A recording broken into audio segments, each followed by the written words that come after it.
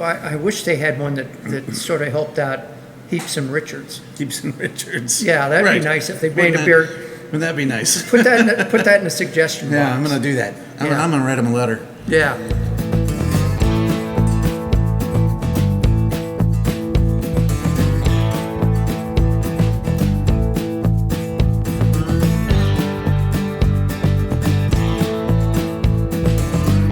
Coming to you nearly live from the Beer to Whiskey Studios on the taproom floor of the Greenville Beer Exchange, or GBX as the cool kids call it, on South Lawrence Street in glorious downtown Greenville, South Carolina. I'm Russ Heaps, and welcome to this episode of Big John and Five, where I get my good buddy here, Big John Richards, who is our resident certified Cicerone, to pick a beer from one of GBX's 22 or so taps, or hundreds of cans and bottles that are in the retail store that you can kind of see some of behind us here. We sniff, we sip, we kibitz. John tells us a little bit about the brewery, a little bit about brewing history sometimes, and we drink a bunch of beer. And with that said, Big John, what are we doing? We are doing an IPA, which is a change of pace today. change of pace today. It's that time of the year where there's so much good dark beer out there that it's hard to that's what we've been doing. Deviate. Christmas warmers and big 13, 12, 13, 14% Right. ABV things. So, Right. So this is a beer from Maine Brewing called Woods Waters. Maine does lunch, which I'm on record as having said is the most well-balanced IPA on the planet. And I then even like it. there are a bunch of beers that they put out, little seasonal or one-off beers, and this is one of them. Not a one-off, but a once-a-year guy that they do to benefit what's called Woods Waters. And I set my phone out here because I thought I was going to have a little informational story time. This isn't so much entertaining. I wish they had one that sort of helped out Heaps and Richards. Heaps and Richards. Yeah, that'd Right. be nice if they made Wouldn't a beer. Wouldn't that be nice? Put that in the suggestion box. Yeah, I'm going to do that. I'm Yeah. going to write them a letter. Yeah. So I thought I was going to have to pick up my phone, but I sat down behind this bottle and I went, oh, those are the same words I was going to read off my phone. And it's quite a coinky dink, but he actually has his glasses, I know. which they're usually off somewhere that he can't find. So the whole thing with Woods Waters, I guess I'll let them explain it. Does he look like Nerdrotic? Is that the guy? I have no idea what you're saying. There's a online movie critic, Nerdrotic, I think is what his thing's called. Looks a lot like this guy right here. Not him, but looks a lot like him. I'm sorry. All right. I interrupted you Not at all. with something really silly and stupid. That's great.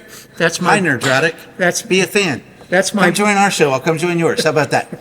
that's my primary role here, is to do stupid stuff because I don't know anything about anything. I'm hoping that I get an introduction to Nerdrotic, same way I did to Mila Kunis.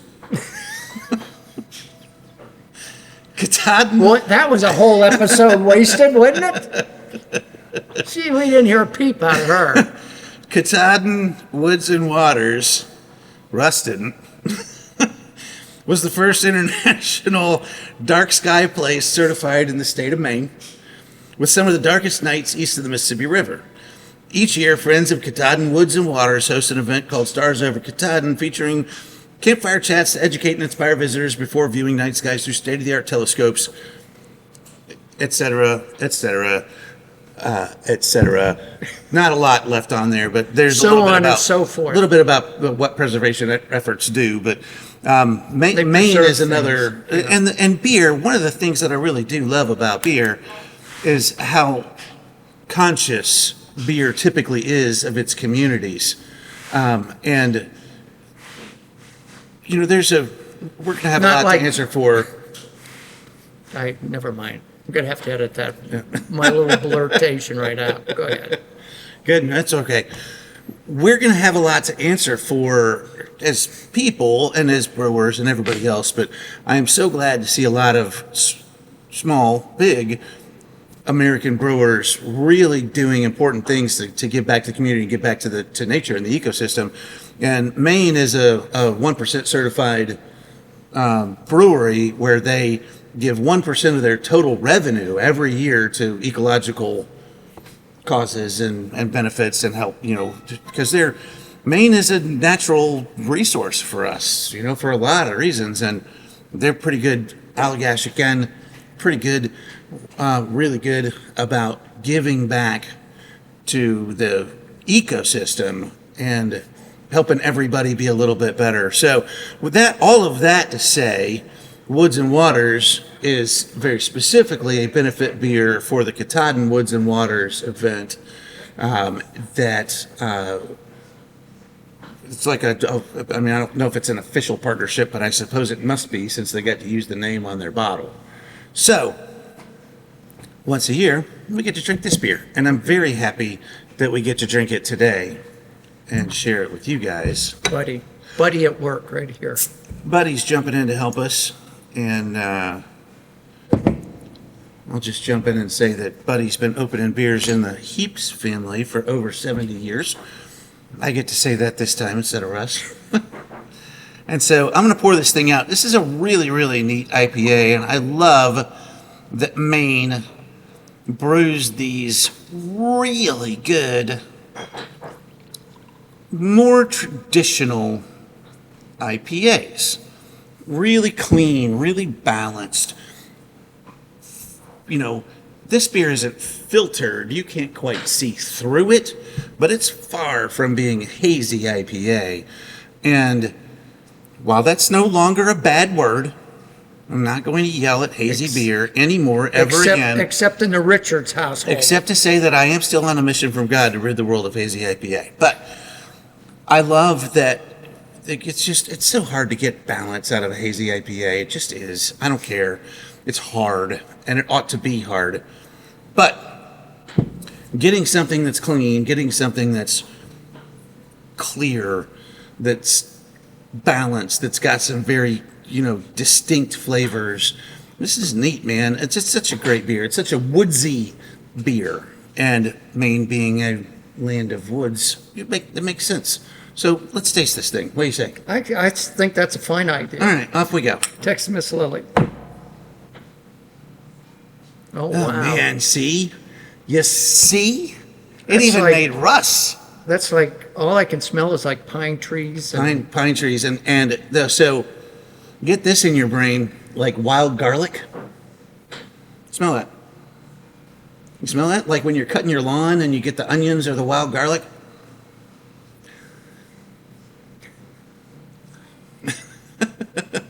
I will confess that I'm not that good. I would have had to sit here for hours trying to figure out what I was smelling and how to identify it.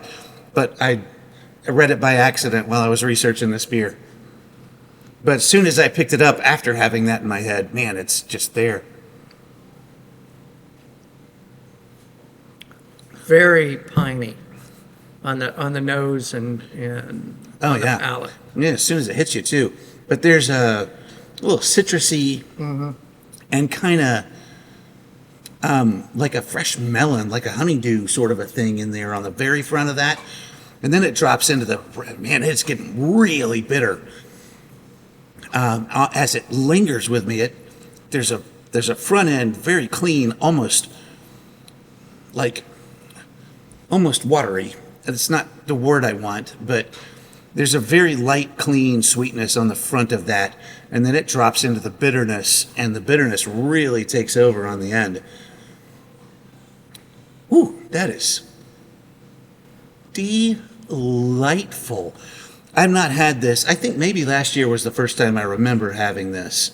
And I saw it on the shelf this weekend. I've never had it before. And I was so excited. I'm like, oh, I'm going to have a Woods and Waters, which is why when we went out this morning looking for bottles and cans to put away to get them cold, I was like, bing, I'm having one of those immediately. There was no hesitation. Yeah.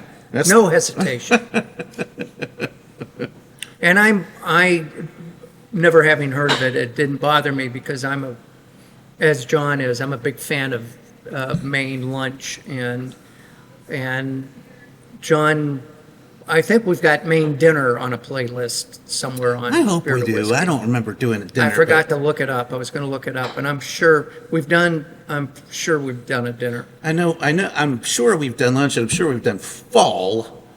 And I don't remember what else we might have done. I'm sure there's more of them, to be honest with you. But I'm a fan of their beer. I'm not an IPA drinker, but there are IPAs that I like, and Maine Lunch is certainly among those. This I'm not sure I would ever order. It's interesting, but bitter has never been Russ's wheelhouse either. That's why we stayed away from IPAs for so long. yeah. And we're finding our way there, because there was a point in time early on where I would have picked this beer and Russ would be like, But nowadays, I bet Russ is going to finish how much he has in his glass. I will probably. Although we've had some really good stouts, Oof. imperial stouts that we've still got this much left in the glass, and I can see them right over there.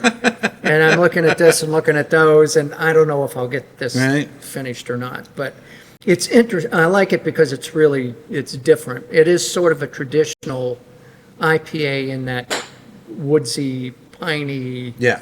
sort of thing. And from that aspect of it, I guess it's one of those things everybody should try. But I don't know that I would ever actually go into a bar and order one. Man, this is the beer. This may be my new favorite beer from them. Having been, I think, my second time experiencing it. It's so clean, and I do It is like that. the bitterness.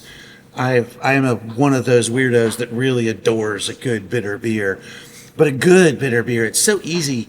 It's much easier to make a bitter beer poorly than it is to make it well. And to make it well, there has to be a balance. There has to be a clean bitterness, what has always been described in beer literature as a pleasant bitterness, because there's no other real good way to describe it. But there is Wow, a very that's some technical jargon there's there. a very easy way to differentiate a pleasant bitterness from an unpleasant bitterness. I can tell you that much. And then it can drift into astringency, which is objectively bad. And for beer. And this hits it right on the head for me. It's just sweet enough to balance that bitter bite on the finish. The bitter lingers with you just long enough to make you want to take another sip. It's not harsh. It's very clean and refreshing kind of bitterness. Ditto. That's what I got for you. Ditto. And Maine, I have an ongoing discussion with a fairly new friend. He asked me if you had to, if you had to pick five, what are your top five breweries in the United States? Pick your top five breweries. And it's a TV talk show kind of a thing, or a podcast kind of a thing, where we'd have to sit down and discuss. But that'd be an hour-long episode, and I wouldn't come up with five. I might come up with two. But these guys would be on the list. And it took me a minute to come around to them. When he first asked me that question, I was like, I don't know. These guys maybe, those guys maybe. I was like, oh, Maine.